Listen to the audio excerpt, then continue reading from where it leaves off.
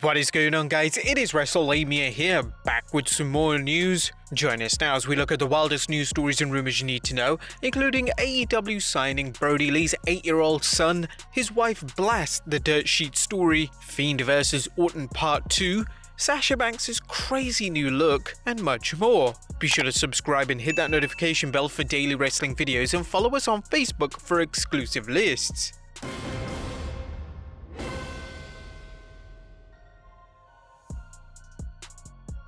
Now, our first story looks at AEW signing Brodie Lee's 8-year-old son to a contract. Now, the wrestling world has seen a number of second and third generation performers, but when was the last time you heard of an 8-year-old second generation performer signing with a promotion? Well, Tony Schiavone recently shared the news saying, knowing that Brodie was very sick and knowing it was holiday time, and I guess knowing that for him to kick out, it was going to be, I don't want to say a miracle, but it was going to be very difficult to kick out. They had brought little Brodie to television and wrestling is his life. He is 8 years old, he really is a great kid. They made him a member of the Dark Order. They put a mask on him, he came out with a kendo stick, he beat up a lot of people. This of course was at a television taping with nobody in the audience. The AEW commentator discussed the circumstances during a recent episode of his podcast What Happened When, saying, they signed him to a contract. They legitimately signed him to a contract, and when he's of age, he will be with AEW. They've taken care of him and he follows guys around all the time in the back and he's become a part of us. Amanda is back there. When we do television tapings now, we will have a live show or a tape show Dynamite, and then we will have sometimes 13 dark matches. We are there until 2 AM sometimes. I was sitting back there with Amanda when Dark was going on and she said, I'm dead tired, I need to get back and get some sleep, but he, Brodie Jr., just loves this so much, I'm gonna wait.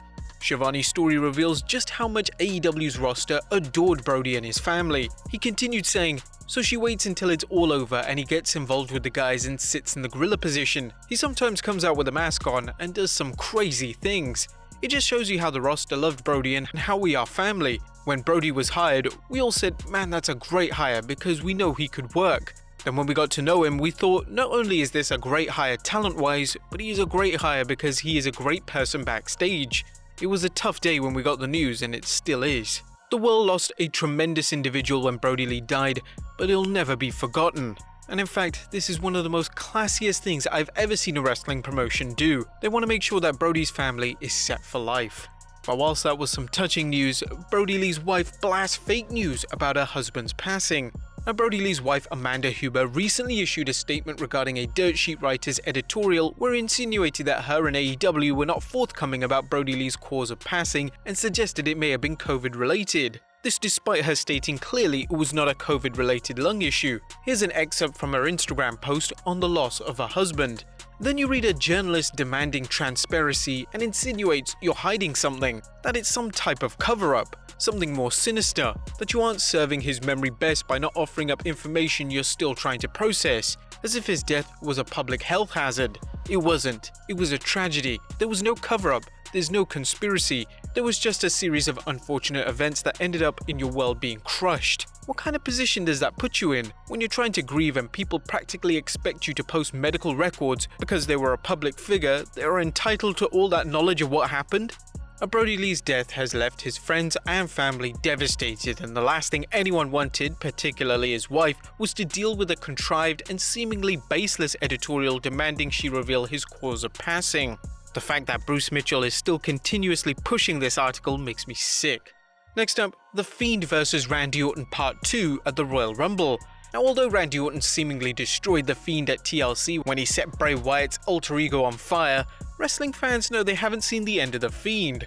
Now, Ringside News' Steve Carrier is tweeting about what's next for the two. WWE has a lot of things in motion. We were told that another Bray Wyatt's Fiend vs Randy Orton gimmick match is happening at the Royal Rumble. As for all the other matches planned, they could just give them all away on television leading to Jan 31st, right? Yes, they could. The WWE Universe is already abuzz with speculation about whether or not The Fiend will return with a new look or attitude after going up in smoke. Now, fans are curious what type of stipulation match The Fiend and Orton will battle in. To be honest, what's left other than a casket match? Please, let's hope it's not a swamp match. Next up, Brodie Lee's merchandise is selling big. Now, anyone who wonders just how much wrestlers and fans loved Brodie Lee need look no further than the fantastic sales of Brodie Lee's merchandise at sites such as Pro Wrestling Tees. You'll recall that the merchandise site is donating the profits to Lee's family. CM Punk and Mick Foley also announced they'll be donating the proceeds from their merchandise sales to the family through January 2021. Now, Pro Wrestling Tees site has listed its top 10 sellers of the week, and every item is a Brodie Lee t-shirt. It's just amazing to see what the wrestling community can do when it all comes together. Next up, Sasha Banks' crazy new look. Now, Sasha Banks has been busy of late, winning the SmackDown Women's Championship while also appearing in Disney Plus's hit series The Mandalorian. Now the boss is rocking a new look, one inspired by her friend Ruby Riott of the Riott Squad. Banks took to Twitter posting some stunning shots of herself with the caption Ruby Riott. According to Wrestling News' Paul Davis, Banks noted on Instagram that she has her sights on a makeup channel and a makeup line in 2021. Very good luck to her. Next up, Vince thought Dean Ambrose was dead after a sick bump. Our wrestlers are known for taking sick bumps in an effort to entertain the fans, but as fans have repeatedly been told, yes, this is entertainment, but the hazards are real, recently Jon Moxley shared a story about a sick bump he took from Brodie Lee during their time in WWE as Dean Ambrose and Luke Harper. Speaking to Sports Illustrated's Justin Barrasso, Mox looked back at his WrestleMania 31 ladder match against Lee and several others. We figured the only way we could do this is if I nearly killed myself with a death-defying bump. So we devised this spot where he powerbombs me from the ring to the floor through a steel ladder, and that's sketchy. It's an extremely dangerous bump going backward at a high angle. It was a gnarly bump. Vince McMahon bugged out. He thought I was dead, which meant it was a good bump. And we made the highlight reel. I maintain to this day that I would not have trusted anybody else on the planet with that bump. I put my life in his hands and I walked away. Considering Jon Moxley's fondness for taking outrageous bumps, this is a remarkable story and a testament to Brodie Lee's skill at protecting his opponents. Next up, Hulk Hogan sees this WWE superstar as the next big thing. Hulk Hogan has seen some big stars in the wrestling world, as well as flash in the pans he often referred to as the flavor of the month. One current star on the WWE roster has the Hulkster's attention, and in fact Hogan sees him as the next big thing. During an interview to promote his upcoming appearance on Raw's Legends Night, the two-time Hall of Famer commented, "Right now there's another guy that's stumbling into that situation. Next big thing status. You know, acting like he doesn't know what's going on, but he's smart as hell. That's the bro Riddle, who kicks his flip-flops off when he comes to the ring. I've been watching him and he's really got good instincts. He's really got a good aptitude for understanding what needs to be done, you know? Only time will tell if Hogan's assessment of Matt Riddle is correct, but the Hulkster seems pumped about his appearance on the 4th January Raw, so much that he's talking WrestleMania 2. It's kinda one of those crazy WrestleMania moments. For me to show up at the Thunderdome after all this time, to have Flair and Kurt Angle with me, all my buddies, The Big Show, we've even got Beth Phoenix and Tori Wilson. It's just the unexpected wrestling moment I didn't think was gonna happen this late in my career. I'm just totally pumped for this. I feel like I'm getting ready for WrestleMania or something.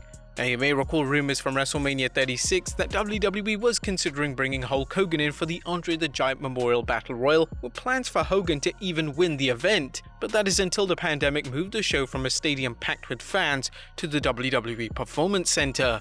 But there you have it, guys, the wildest wrestling news stories and rumors you need to know. Be sure to leave your comments down below, subscribe if you haven't already, follow us on Instagram and Facebook for exclusive lists, and I'll see you next time with some more wrestling content.